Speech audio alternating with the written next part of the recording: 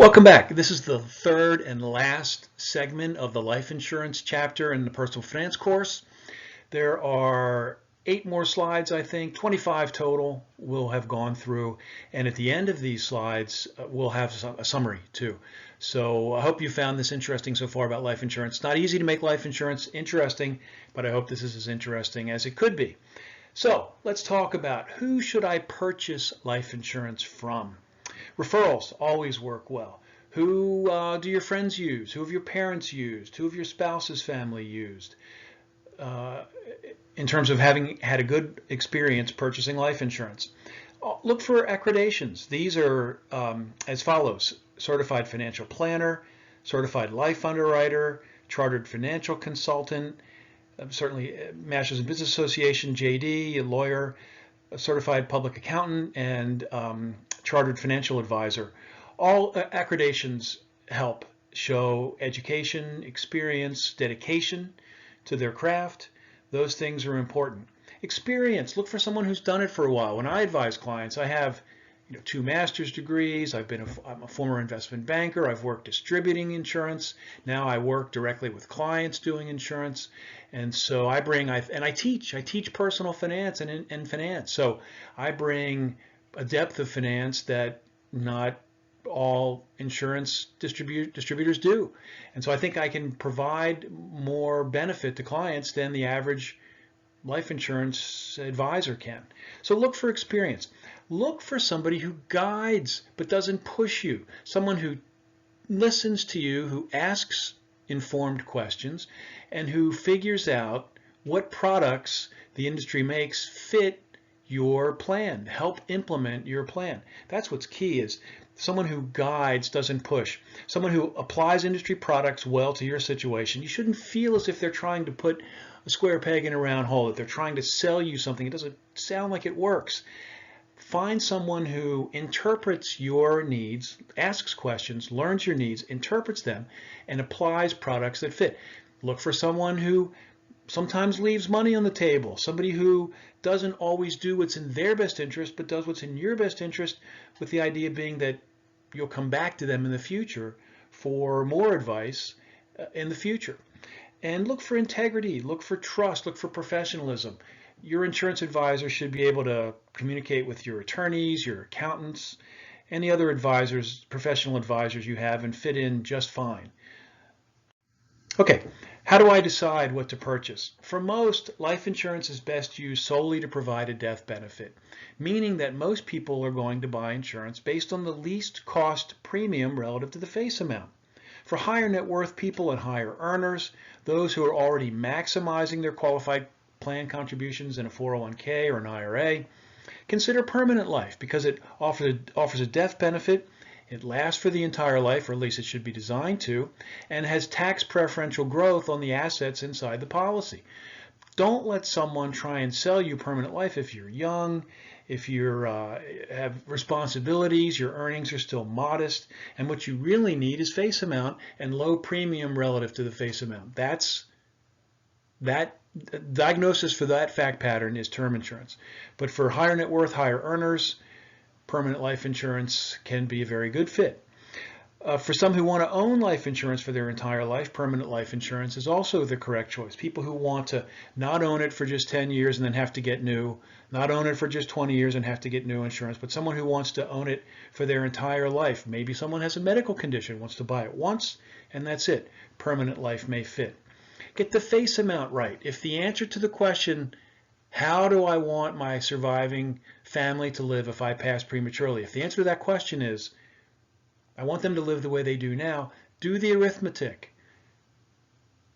Pay off debt outstanding, fund future obligations like college, provide for enough principal invested at a reasonable rate of return assumption to provide income that funds the lifestyle, bear something for burial costs. The total of those is the face amount that the plan would require. Excuse me.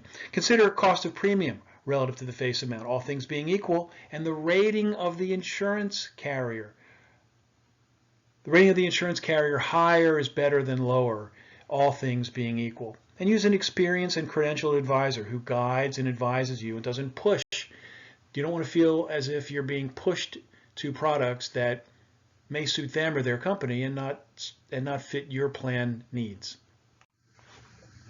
Some important policy terms. There's a 10-day free look period. If you get a policy after you've been underwritten and find that it doesn't fit, you don't like it, you have questions, they're not being answered, return it. You have a 10-day free look period. The period of contestability is a 2-year period during which the life insurance company may refuse to make a death benefit payment. They may do this if they feel there's been errors or fraud in the policy application process. There may be a dispute of some sort. After the period of contestability, insurance companies will pay suicide claims. Don't commit suicide in the first 2 years. Don't commit suicide at all. But after the period of contestability, the insurance company is bound. But during that period, they're not. The grace period. If you make an insurance payment on your premium late, and meaning that it's due on the 15th and you paid it on the 30th, there's a grace period, generally 30 days, after which the policy stays in force and you can still make a payment. If you don't make a payment during the grace period, it goes into what's called reinstatement. That's the final point here. And during reinstatement, no death benefit would be paid if you passed and hadn't made a premium payment. But you have the right, without all the underwriting requirements the first time that you went through, to reinstate your policy, to answer some questions, maybe do a brief medical exam, and then you can get your insurance reinstated. Underwriting. Underwriting is the process that insurance companies use to determine their risk. It's the process that usually includes a medical exam, gathering medical records, questions and answers like, do you smoke? How often do you drink alcohol? How often do you hang glide, scuba dive, participate in hazardous activities, those kinds of things. And from the result of those measures, the insurance company makes an assessment of your risk. Individual versus group, we've talked about this. If you have an underwriting issue, a medical issue, sometimes group can be better for you. In terms of cost per $1,000 of face amount, individual underwriting is usually less expensive. But again, group doesn't require underwriting, so it can be beneficial if you would get a poor offer due to medical conditions. The process of underwriting usually takes 6 to 8 weeks. It can be as short as maybe 2, I've seen. It can be as longer than 8 weeks if there are medical issues or doctor records are hard to get or there's some other delay. But in general, you should assume between around 6 weeks, 8 weeks is typical. Categories of offers come in: super preferred, preferred, standard, table rated, 1, 2, 3, 4, or some companies call them A, B, C, D. They go by different nomenclature, but they mean the same thing. Super preferred is the best you can get. Preferred is still very good. Standard is typical. The price, as you might imagine, goes up with the lowering of the offer. So if you get a super preferred offer, you're going to pay less than if you get a standard offer. And the offer is what the insurance company makes after they've assessed your risk through the underwriting process. Some other things: age. It's more expensive to insure an older person than a younger person. If you remember, the cost of insurance goes up as you age. And so it's more expensive to get insurance when you're older. Your chances of passing are greater when you're older. Gender. Females are less expensive to insure than males. Smokers. If you smoke, quit, not only for your own life and to live longer for your family members, but it's expensive to get insurance if you're a smoker. If you quit, you have typically a year to be a non-smoker, after which you can re-underwrite. There are some reductions in the rigor of the underwriting process, but in general you have to do a medical exam and prove that there's no nicotine in your body. And you want to compare offers. Sometimes if you apply to more than one carrier, you can get standard from 2 and a preferred from another. This happens more frequently at the end of the year, or I should say often at the end of the year, where some companies have reached their targets, their sales targets, their business targets, and others have not. And some of the ones that have not will offer standard, and some that have not reached will offer preferred, and the ones that have reached will offer standard. So just compare your offers if you have that opportunity.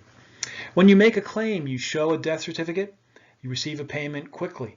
I know the insurance industry says this, and it feels like a sales pitch, but it's true. You show a death certificate, the insurance company acknowledges receipt, and they send a check. And during a time of grief, during a time of adjustment to the loss of a loved one, receiving a check from an insurance company, a death benefit claim quickly is very comforting. Insurance companies offer a variety of payment options. Insurance companies, like other financial services companies, would love to keep your money. So they'd love to say, let us manage it for you. We'll send you a certain amount every month. If that's what you want, great, consider it. But I think the overwhelming choice is for people to receive a lump sum and then maybe use their regular investment manager to manage the money for them if they want. There's nothing wrong with having the insurance company do it. It's just that they, like any other financial services company, would love to keep your assets.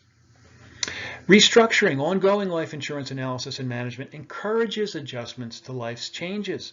Policy aging, availability of newer and better designed products, new features that are introduced that the public wants. Regular analysis and regular review of your insurance portfolio is valuable, and making changes that make sense when you have an older policy, a series of older policies, makes sense.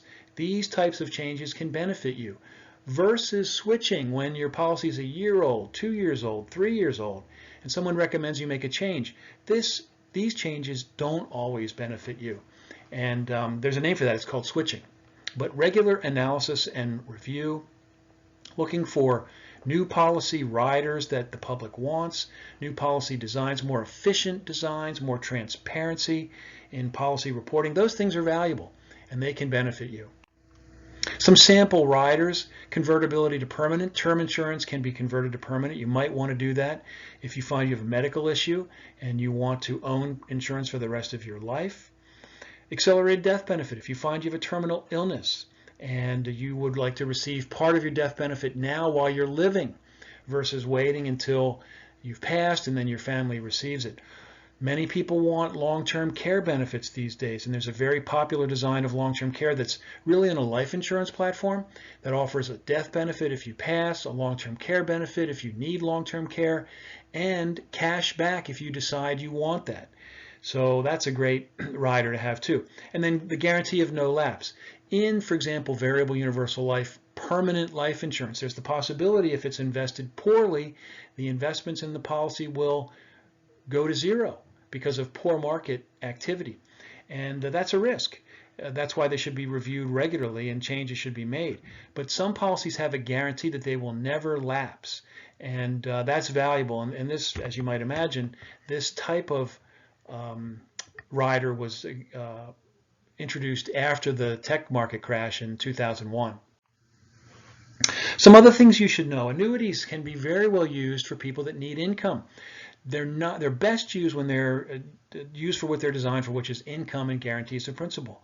They're not well used when they're just used to accumulate money, when they're used for savings. They provide a benefit because they have preferential tax treatment, and defined benefit pension plans used to provide this kind of income planning, but now you have to do this because very few companies offer defined benefit pension plans anymore. There are fixed, variable, and indexed annuities.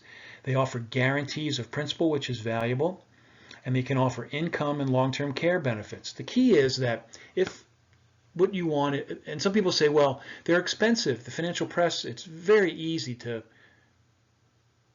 speak badly about annuities because they do have high fees at times, but insurance companies compete to sell competitive annuities, and so if there was a way to lower fees, they would. The point is that if a client wants income, a guarantee, they want other riders like long-term care benefits or income riders, annuities are often a very good way to do it. And lastly, life insurance settlements. Life insurance settlements are when you sell your policy to a third party where there's no insurable interest. And this was a controversial practice 20 and 15 years ago. And these types of settlements were sometimes put together to the harm of the insured. The key is that to make sure that it's done through reputable dealers and reputable brokers. It can often work very well when the insured and the owner were facing a very large premium payment. And rather than do that, they would sell the policy, receive payment, rather than making a premium payment, receive payment from the third party that buys the policy. Now, when the insured passes, the death benefit is paid to the third party. And so investors in these kinds of products are sometimes hedge funds and others that do this specifically for the purpose of owning the insurance and giving relief to the payer of the premium. So that's the wrap up of our life insurance presentation, and I want to invite anyone to follow me at tommihawk.com. If you have any questions, look at the earlier versions of these segments on the life insurance, this life insurance component, and thank you very much.